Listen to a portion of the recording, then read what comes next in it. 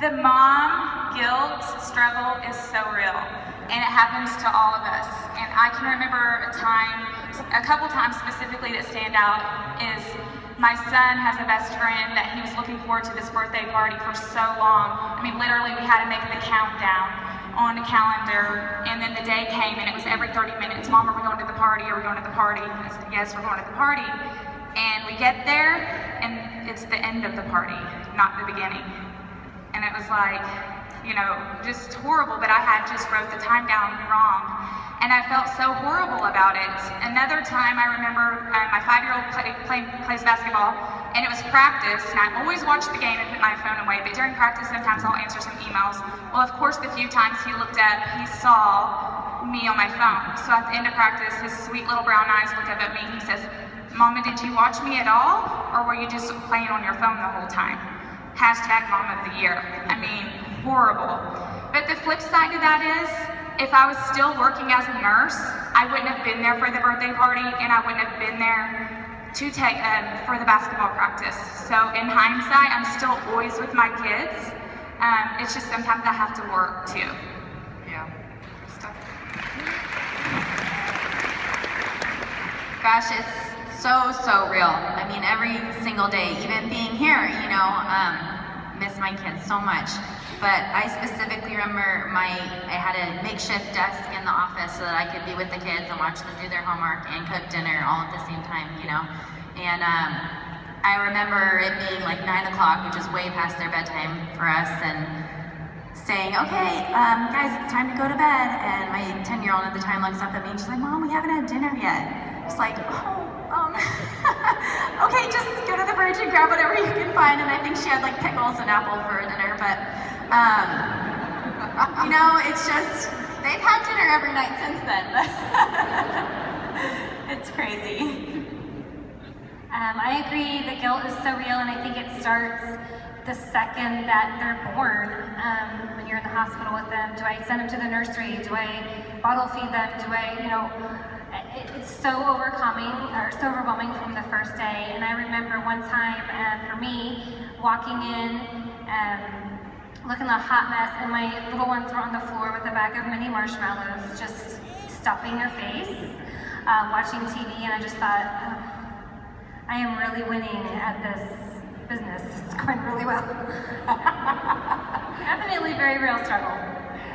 Well, you know, one of the things too is we're not stay-at-home moms, we're work-at-home moms, right? I mean, we work from home, and that gives us the ability to be with our children. So how do we set the parameters? You know, I had French doors that I would shut and put a post-it note on it, like, be back in 5 minutes. That means I'm on the phone. What are some of the things that you do?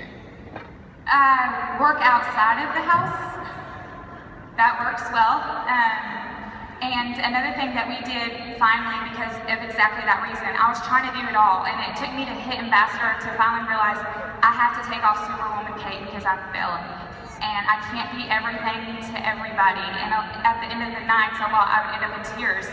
And my husband said exactly that. You're a work-at-home mom, not a stay-at-home mom. Let's get you set up to be a work-at-home mom.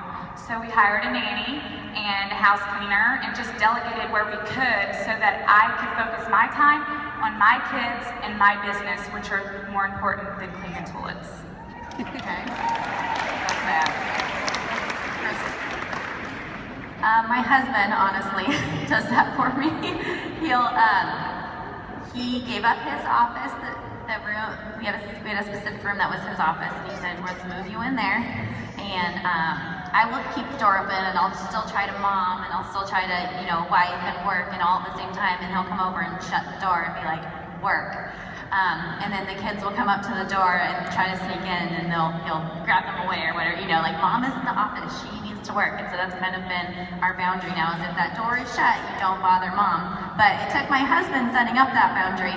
I couldn't do that for myself because I was trying to do everything and be everywhere, and it was really I was really fractioning myself and not putting 100% of myself into any of them, which is not good. I would rather be a mom 100% and be 100% there when I have that time, and then be able to work and put 100% focus on my work at that time also. So that was really helpful for us. I've got something funny on Megan. Megan called me one time and she said, I'm just trying to balance everything. I said, well, we kind of got to get rid of that word because that never works, does it? And she said, I just need to go back and hide in my closet with my pencils and my piece of paper and go back to building my business. I thought that was so funny. How many of you have hidden in your closets in your bathrooms? Oh, yes. They find you, right? They find you everywhere. No matter where you go, they find you. They can't find their shoes or their clothing, but they can find you. Yes, I made a lot of money in that closet with a piece of paper and a pencil. For us, I think the biggest thing was realizing, because I was a stay-at-home mom, and realizing I am a work-at-home mom now. This is a business, and it's okay to treat it like that. It was very difficult. I have a super supportive husband who stepped in and has very willingly done cooking. If you follow me at all, you know that was a disaster anyway, but and cleaning and laundry and all that stuff. And we just worked together as a team and came up with it's a new normal, and that's okay. We didn't have to keep doing things how we had done. We made our own new normal, and that really helped with the guilt a lot as well. Love it, love it.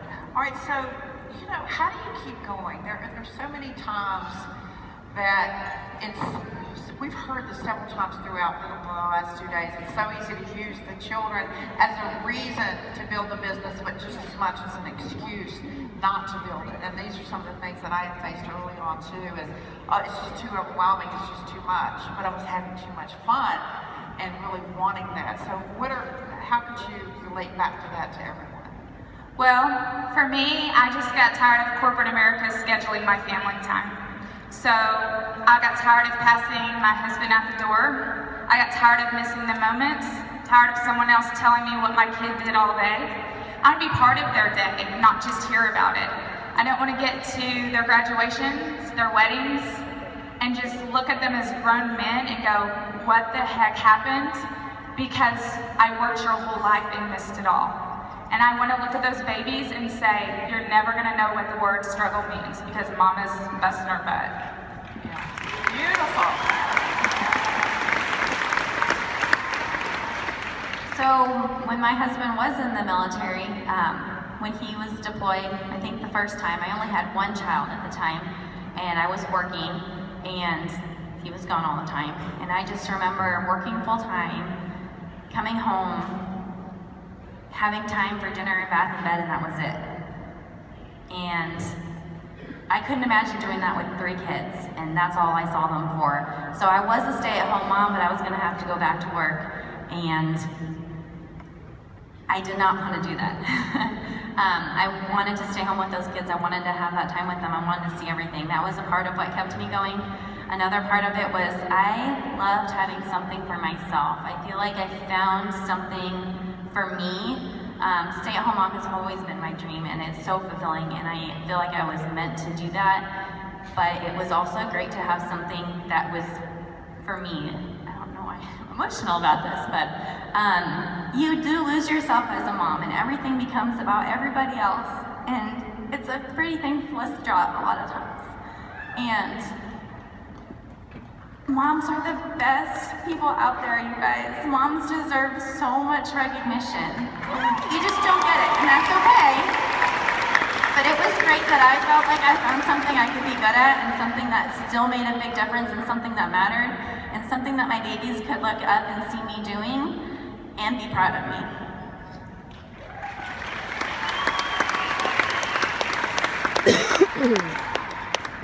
For me, I had, when I started, my youngest were 2 and 3, they were with me all the time.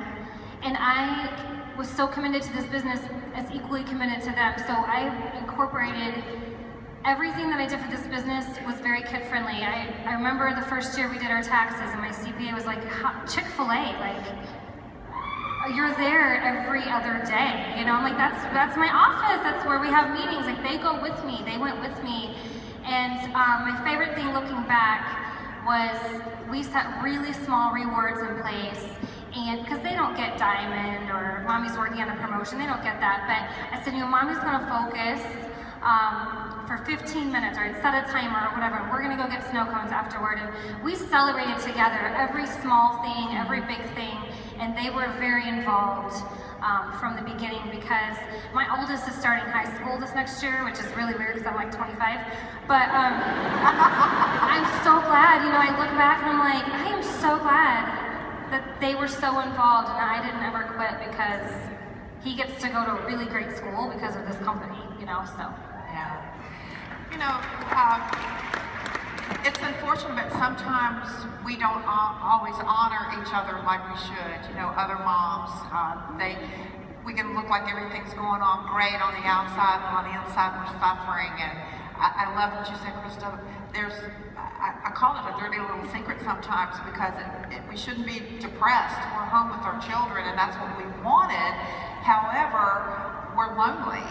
We're really lonely, and we want to have conversations with other women. And I know that this industry I discovered over 20 years ago, and it's what gave me the ability to be home with my children, make unlimited income, and live the life that I wanted to live. But it's not like that in the beginning. It's hard, and you go through all these types of emotions. And so how have you battled with some of those internal thoughts and some of the external thoughts that you get from other people? As far as like the negativity that I would hear? Yeah, the internal thoughts that we get that come in, like, am I doing this right?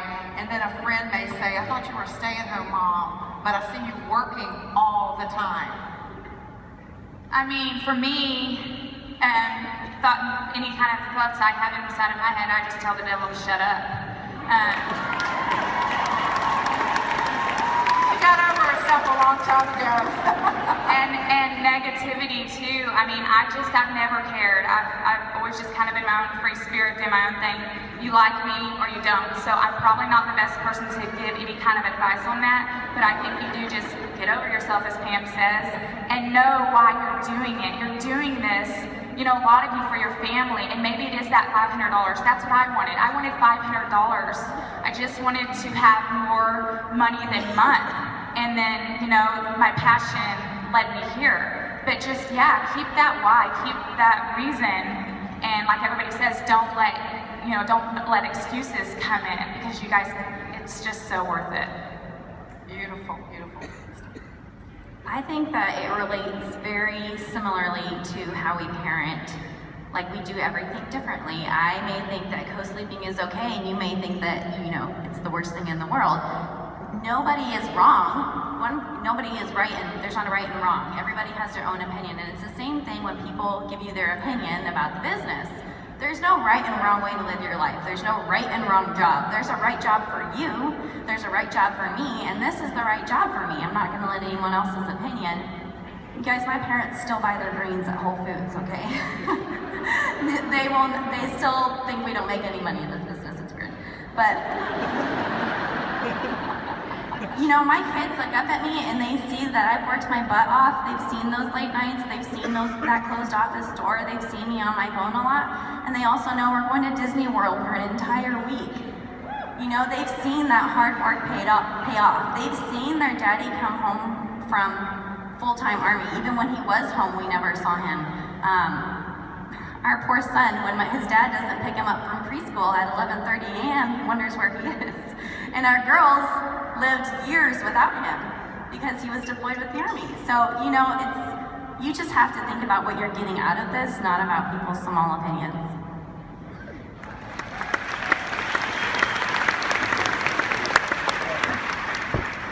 From day one, something that I've always reminded myself, and sometimes I have to remind myself 4 or 5 times a day, is they're not offering to pay my bills.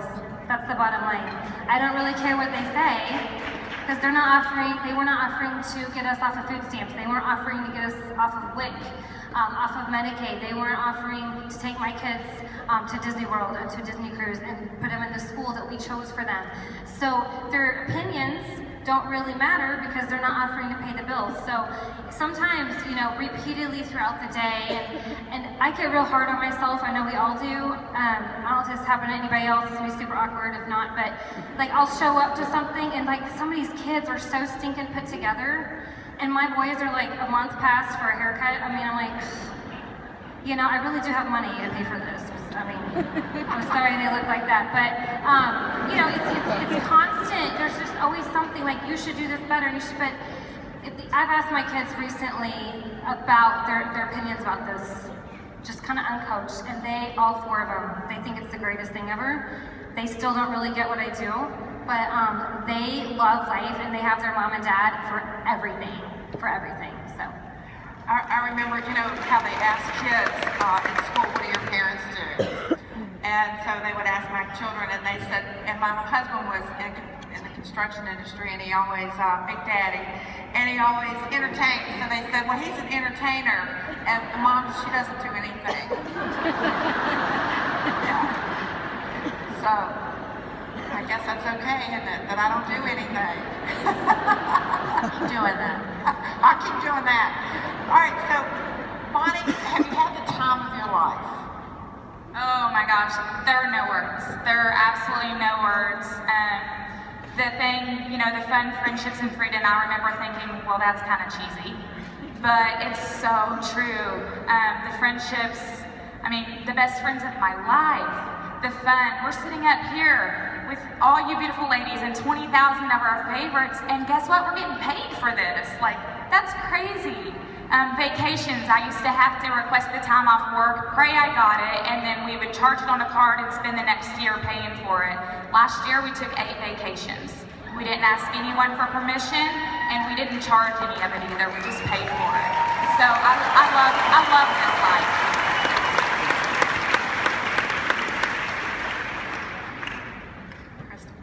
So worth it, you guys. It's worth everything. It's worth the late nights. It's worth your kids thinking you're on your phone too much. It's worth, you know, those fights with your spouse you're gonna have when he rolls over and your phone is glowing in the dark and he can't sleep. It is worth every single second of it because, you know, we were able to have a 4th child to complete our family. Now we have 2 girls and 2 boys, and they're all perfect. And we're building our dream house that will be ready next month. And like I said, we get to take the kids to Disney World for a week, which has been a huge dream of mine. It's just as much for me as it is for the kids.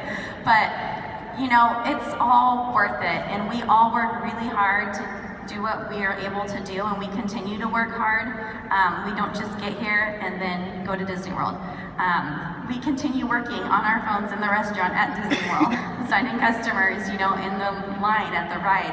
And I wouldn't change it for anything. I have so much fun just knowing that I'm making a difference in so many other lives, and that I know that if I did this for us, I can help other people do that for themselves and their families.